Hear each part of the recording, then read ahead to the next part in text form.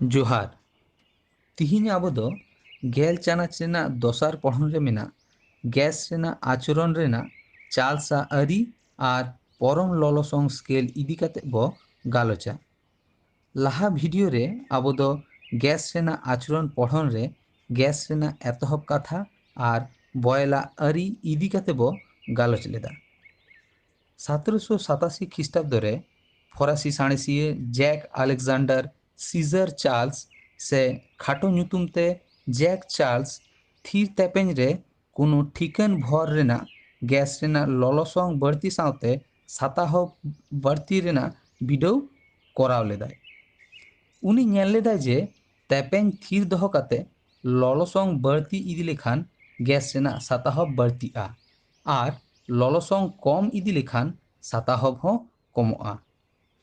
1802 ख्रीष्टाब्द रे साणेसिया गेलुसाक प्राय मिद साला गोटारे हेज सेटर लेनाय।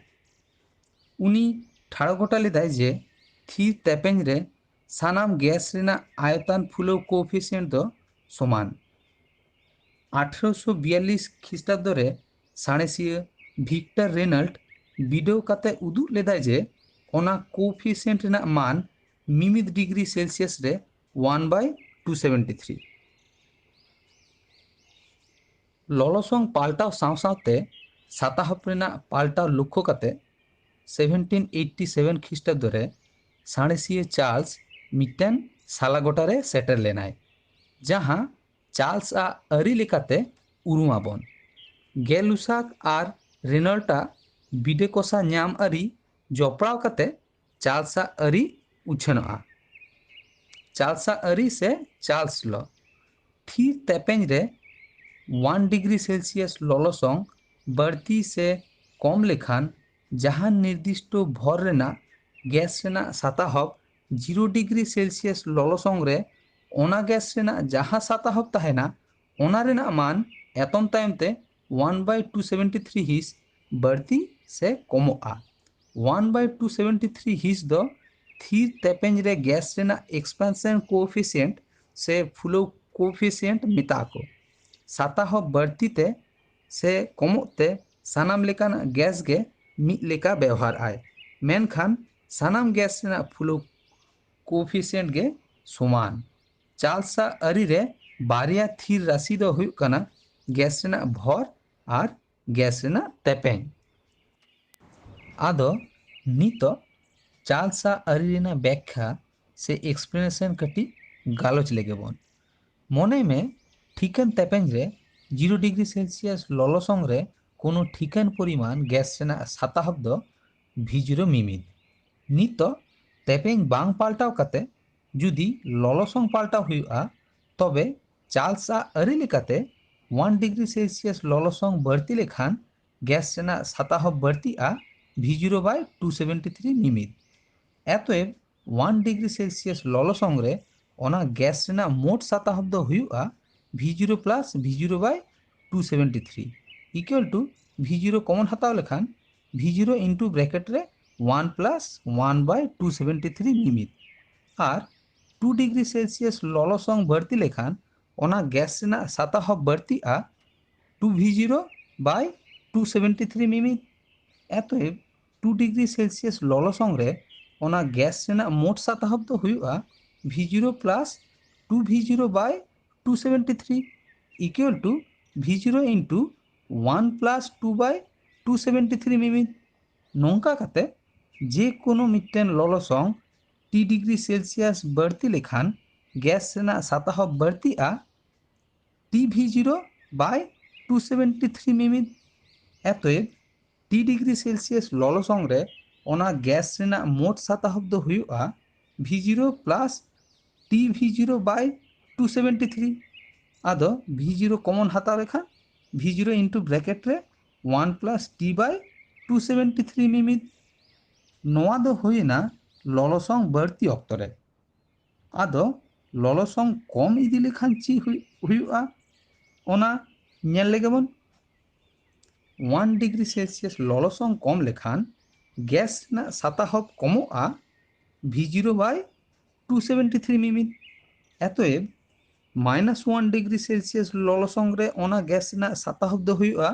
V0 minus V0 by 273 equal to V0 into 1 minus 1 by 273 मिमित और 2 डिग्री सेल्सियस लॉलोसंग कम लेखान ओना गैस ना साताहब कमोआ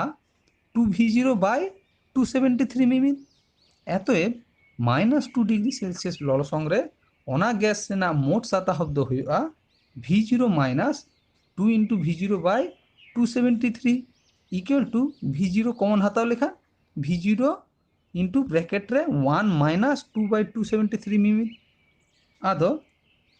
टी डिग्री सेल्सियस लॉलोसंग कम लेखान गैस ना साताहब कमोआ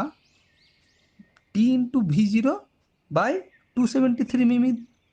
एतएब -2 टी डिग्री सेल्सियस लॉलोसंग रे ओना गैस रेना मोट साताहब दो हुआ V0 minus T into V0 by 273 equal to V0 कमन हताव लेखा V0 into 1 minus T by 273 मिमित नित चार्ल्स आरी लेखाते लॉलोसंग डिग्री सेल्सियस ते उछन काते हॉरिजॉन्टल एक्सिस ते माने एक्स एक्सिस ते और गैस ना साताहब भी दो भार्टिकल एक्सिस ते माने वाई एक्सिस ते साब काते गार चितर आँखाव लेखान नोआ दो उदू आकान लेका गार चितर हुआ जहां दो मिट्टन सोझे गार आदो थीर तेपेन रे कोनो ठिकन भर रेना गैस रेना साताहब लॉलोसंग साउते सोझे गारते पाल्टा नितो चार्ल्स आरी रेना किछु एलखारी दैके नेल लेगे बन एलखारी दैके 1 2 एटमॉस्फेयर तेपेन रे 0 डिग्री सेल्सियस लॉलोसंग रे ठिकन भर रेना कोनो गैस रेना साताहब 500 सीसी तेपेन थीर दोह काते लॉलोसंग 273 डिग्री सेल्सियस कोराव लेखान ओना गैस रेना साताहब तिना हुआ कुकली रे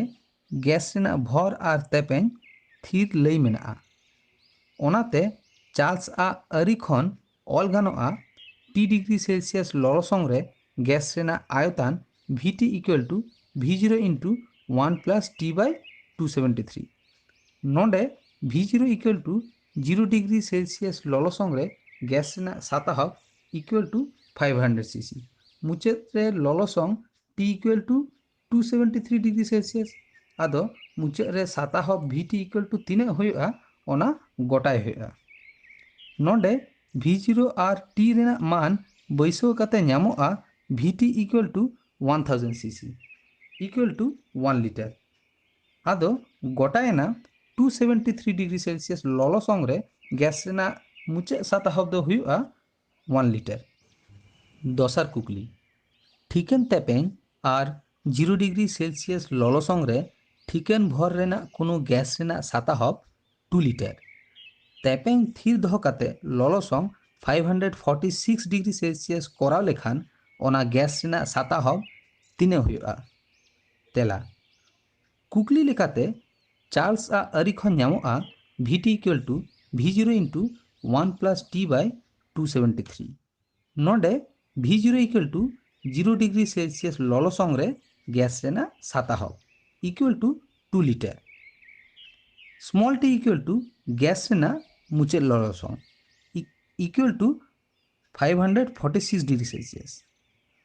मुचाद लॉलोसंग रे गैस रेना साताहब VT इक्वल टू तीना हुआ ओना गोटाय हुआ आदो चार्ल्स आरी रे V0 और स्मॉल टी रेना मान बैसो काते ᱧᱟᱢᱚᱜᱼᱟ VT इक्वल टू 6 लिटर एतएब गोटायन मुचाद रे गैस रेना साताहब 6 लिटर नितो परम शून्य लॉलोसंग से एब्सोल्यूट जीरो ऑफ टेम्परेचर दो चे ओना बाडाय लेगे जहाँ लॉलोसंग रे कोनो गैस रेना साताहब बांग ताहेना से शून्य हुआ ओनागे परम शून्य लॉलोसंग मेताको सेल्सियस स्केल रे नोआ रेना मान -273 डिग्री सेल्सियस हुआ धरतीपुरी रे ओना खन कम लॉलोसंग ओका रेहो बांग ताहे दाड़ेया उन कम लॉलोसंग रे हिजू लहा रेगे सानाम गैस लिक्विड रे बदलआ लिक्विड बा केटेज रेना क्षेत्र रे चार्ल्स आ अरी बांग खाटाआ। ओना तेगे वास्तव रे परम सुन ललसंग ᱧᱟᱢ सम्भव बांग काना। चार्ल्स आ अरी खन परम सुन ललसंग रेना धारणा ᱧᱟᱢᱚᱜᱼᱟ। निर्दिष्ट तेपेंज रे 0 डिग्री सेल्सियस ललसंग रे V0 सताहप रेना कोनो निर्दिष्ट भर रेना गैस रेना ललसंग 0 डिग्री सेल्सियस खन -273 डिग्री सेल्सियस रे आड़गो लेखान चार्ल्स आ अरी लेकाते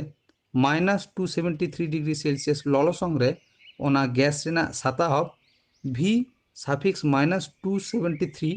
equal to V0 into 1 - 273 by 273 equal to 0 आदो एलखा लेकाते -273 डिग्री सेल्सियस ललसंग रे गैस रेना सताहप शून हुआ मेनखान सताहप बांग तहेना। परम स्केल से केल्विन स्केल, एब्सोल्यूट स्केल और केल्विन स्केल। साणिसिया लॉर्ड केल्विन ललसंग सनंग लगी मिटेन स्केल उडोक लेदाय। नोआ स्केल रे -273 डिग्री सेल्सियस ललसंग दो 0 केल्विन साबाको और नोआ स्केल रेना प्रति 1 डिग्री फरक सेल्सियस स्केल रेना प्रति 1 डिग्री फरक रेना समान। नोआ स्केल दो परम स्केल से केल्विन स्केल मेताको। नोआ स्केल रे ललसंग रेना पाठ कैपिटल के दारायते उछनोआ। सेल्सियस स्केल साथे परम स्केल रेना सगाई दो हुयुग कना परम scale capital T kelvin equal to 273 plus small T degree Celsius. नोआ दो खाटो माछाते अलगोआ capital T equal to 273 plus small T दिसरे दह हुयुआ कैपिटल टी रेना मिमिद दो केल्विन और स्मॉल टी रेना मिमिद दो डिग्री सेल्सियस। नोआ दो अलगोआ small T equal to capital T minus 273 से small T degree Celsius equal to capital T minus 273 kelvin. परम स्केल रेना ललसंग रेना पाठ खन 273 भेगे लेखान सेल्सियस स्केल रे ओना ललसंग रेना पाठ ᱧᱟᱢᱚᱜᱼᱟ। नितो चार्ट लेखा काते किछु दैके ᱧᱮᱞ लेगेबन। ललसंग रेना मान -273 डिग्री सेल्सियस होय लेखान केल्विन स्केल रे ओना रेना मान दो हुयुआ 0 केल्विन। 0 डिग्री सेल्सियस ललसंग रेना मान केल्विन स्केल रे हुयुआ 273 केल्विन। -10 डिग्री सेल्सियस ललसंग रेना मान केल्विन स्केल रे दो हुयुआ 263 केल्विन। 27 डिग्री सेल्सियस ललसंग रेना मान केल्विन स्केल रे हुयुआ 300 केल्विन। 100 सेल्सियस ललसंग रेना मान केल्विन स्केल रे दो हुयुआ 373 केल्विन। नोडे बारिया थार्मोमीटर नेल ᱧᱟᱢᱚᱜ कना। लेंगा तिसे केल्विन स्केल और जोजम तिसे सेल्सियस स्केल। नोडे केल्विन स्केल रे किछु मान ऑल मेनाआ। नितो जुदी केल्विन स्केल साथे तुलजोखा काते सेल्सियस स्केल रे ललसंग रेना पाठ बैसो हुयुआ ताहले उदु आकान लेका स्केलिंग नेल ᱧᱟᱢᱚᱜᱼᱟ। किछु दैके नेल लेगेबन जेलेका बरफ रेना ललसंग आबो दो बाडायाबन 0 डिग्री सेल्सियस ओना दो केल्विन स्केल ते हुयुआ 273 केल्विन। ओना मान बारिया स्केल रे ओका ठाव रे हुयुआ ओना दो मिटेन सोझेगारते उदु होई कना। ओड़ा भितरी ना साधारण भावते ललसंग दो 27 डिग्री सेल्सियस ओना दो केल्विन स्केल ते 300 केल्विन और हों दा हेड रेना ललसंग दो 100 डिग्री सेल्सियस ओना दो केल्विन स्केल ते 373 केल्विन हुयुआ। आदो बाडाय तेना किछु कथा सेल्सियस स्केल रे नेगेटिव ललसंग ताहे सम्भव मेनखान परम स्केल रे कोनो नेगेटिव ललसंग ताहे सम्भव बांग काना। अजे दो एलखा लेकाते 0 के रेना सानाम गैस ना सताहब गे शून हुयुआ ओनाते ओना खन कम रेना कुन ललसंग ताहे रेना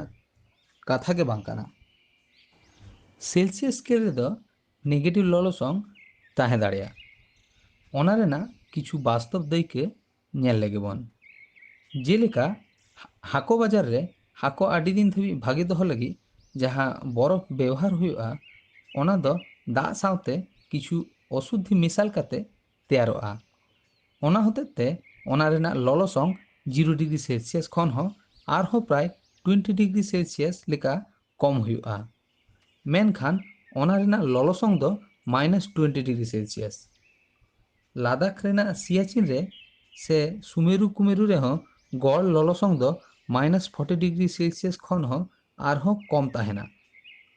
आइसक्रीम फैक्ट्री रे जहाँ रे आइसक्रीम तैयारोगा ओंडेना ललसंग हो 0 डिग्री सेल्सियस खन आडी कम ताहेना। नितो केल्विन स्केल लेकाते चार्ल्स आरी साब में 0 डिग्री सेल्सियस ललसंग रे और थी तेपेंज रे ठीकेन भर रेना कोनो गैस रेना आयतान V0 मिमिद और नितो तेपेंज थीर दोहो काते गे एखेन ललसंग स्मॉल टी डिग्री सेल्सियस बढ़ती लेखान चार्ल्स आरी लेकाते गैस रेना मुचा आयतान VT equal to V0 into 1 plus small T by 273 VT equal to V0 into bracket रे 273 प्लस T बाय 273 आदो नितो 273 प्लस T डिग्री सेल्सियस दो कैपिटल T केल्विन और 273 डिग्री सेल्सियस दो T0 केल्विन ते ऑल लेखान अलगोआ VT equal to V0 into bracket रे T बाय T0 से VT by T equal to V0 by T0 से V by T equal to constant अतएव V प्रोपोर्शनल टू T नोआ दो चार्ल्स आरी रेना एलखेरी रूप थीर तेपेंज रे ठीकेन भर रेना कोनो गैस रेना साता हब ओना रेना परम ललसंग सावते ठीक पड़नते ताहेना। नोडे चितर रे समान भर और समान तेपेंज रे बारिया बेलून मेनाआ। दोसर बेलून रेना ललसंग बढ़ती लेखान साताहब हो बढ़तिया। मने में पुइलो बेलून रे T1 ललसंग रे साताहब दो V1 मेनाआ। चार्ल्स आरी लेकाते V1 by T1 equal to K जहाँ रे K दो मिटेन प्रोपोर्शनल कांस्टेंट और दोसर बेलून रेना क्षेत्र रे हो T2 ललसंग रे साताहब दो V2 होई लेखान ओना दो अलगोआ V2 by T2 equal to K आदो बानार इक्वेशन समान काते न्यामोआ V1 by T1 equal to V2 by T2 थीर तेपेंज रे ठीकेन परिमाण कोनो गैस ना साताहब कैपिटल V दो y एक्सिस ते और परम ललसंग कैपिटल T दो x एक्सिस ते साब काते गार चितर आखा लेखान मुड़ टुड से मिटेन सोजे गार चितर न्यामोआ। नितो केल्विन स्केल लेकाते तेपेंज रेना आरी थीर साताहब रे ठीकेन भर रेना कोनो गैस रेना ललसंग पाल्टाव साव सावते तेपेंज ओका लेकाते पाल्टाआ ओना साणेसिए गेलुसाक उदुग लेदाय। आयतान थीर दोहो काते कोनो ठीकेन भर रेना कोनो गैस रेना 0 डिग्री सेल्सियस ललसंग रे तेपेंज P0 होई लेखान तेपेंज रेना आरी लेकाते स्मॉल t डिग्री सेल्सियस ललसंग रे ओना गैस रेना तेपेंज हुआ PT equal to P0 into 1 plus small t by 273 से PT equal to P0 into bracket रे 273 प्लस स्मॉल t बाय 273 आदो small t plus 273 degree Celsius दो कैपिटल T केल्विन और 273 डिग्री सेल्सियस दो T0 केल्विन साब काते ऑल लेनखान अलगोआ capital PT equal to P0 into bracket रे कैपिटल T बाय T0 से PT by T equal to P0 by T0 से P by T equal to constant अतएव P प्रोपोर्शनल टू T नोआ दो तेपेंज रेना आरी रेना एलखारी रूप ठीकेन भर और थीर आयतन रे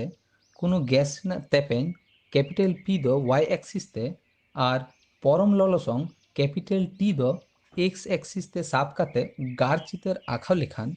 ओना दो मुरुट टुडा से मिटेन सोझे से रैल गार ᱧᱟᱢᱚᱜᱼᱟ। बॉयल और चार्ल्स आरी रेना जपड़ाव combining Boyle's and Charles's law मने में कैपिटल पी तेपेंज रे कैपिटल टी केल्विन परम ललसंग रे कोनो ठीकेन परिमाण गैस ना साताहब कैपिटल भी बॉयला आरी लेकाते ललसंग थीर दह लेखान कोनो ठीकेन परिमाण गैस ना साताहब तेपेंज साउते उल्टो पढ़नते पाल्टा मेनखान भी प्रोपोर्शनल टू 1/p जखन ललसंग थीर तहेना आरहों चार्ल्स आरी लेकाते तेपेंज थीर तहे लेखान ठीकेन परिमाण गैस रेना साताहब परम ललसंग साउते ठीक पड़ते तहेना मेनखान भी प्रोपोर्शनल टू टी जखन तेपेंज थीर तहेना नितो जुदी तेपेंज और ललसंग बानार के पाल्टा नोआ बानार इक्वेशन जपड़ाव काते ᱧᱟᱢᱚᱜᱼᱟ v प्रोपोर्शनल टू t/p से v equal to k into t/p जहाँ रे k दो मिट्टेन प्रोपोर्शनल कन्स्टैंट से ठीक पड़न ध्रुवक अतएव pv/t इक्वल टू कन्स्टैंट नितो मने में ठीकन परिमाण गैस रेना साताहब कैपिटल v पाल्टाव काते v1 और v2 होइना तेपेन कैपिटल पी पाल्टाव काते p1 और p2 और ललसंग कैपिटल टी पाल्टाव काते t1 और t2 होइना उन जोखे v p और t नोआ पेया राशि रेना पाल्टाव रे ᱧᱟᱢᱚᱜᱼᱟ p1 v1 by t1 equal to p2 v2 by t2 equal to k आदो नोआ दो ऑल गानोआ pv by t equal to p1 v1 by t1 equal to p2 v2 by t2 equal to k अतएव pv by t equal to k से pv equal to kt आदो कोनो ठीकन भर रेना गैस ना तेपेंग और साताहब रेना गाभार ᱧᱟᱢ परम ललसंग साउते ठीक पड़नते तहेना pv equal to kt equation रे कन्स्टैंट k दो गैस रेना भर चेतान रे निर्भरआ चेदा से ठीकन ललसंग और तेपेंज रे कोनो गैस रेना साताहब ओना रेना भर चेतान रे निर्भरआ नितो किछु एलखारी दैके नेल लेगेबन तेसार एलखारी दैके ठीकन परिमाण कोनो गैस 0 डिग्री सेल्सियस खन ललो काते जदि नोआ रेना तेपेंज और आयतान बानार गे बारगुन हुई लेन खान तबे गैस रेना मुचे ललसंग तिने हुआ तेला मने में नोआ गैस रेना एतहब तेपेंज p1 इक्वल टू p कुकली लेकाते तबे मुचेर रे तेपेंज p2 इक्वल टू 2p आदो नोंका लेकाते एतहब आयतान v1 इक्वल टू v हुई लेन खान मुचेर रे आयतान v2 इक्वल टू 2v आदो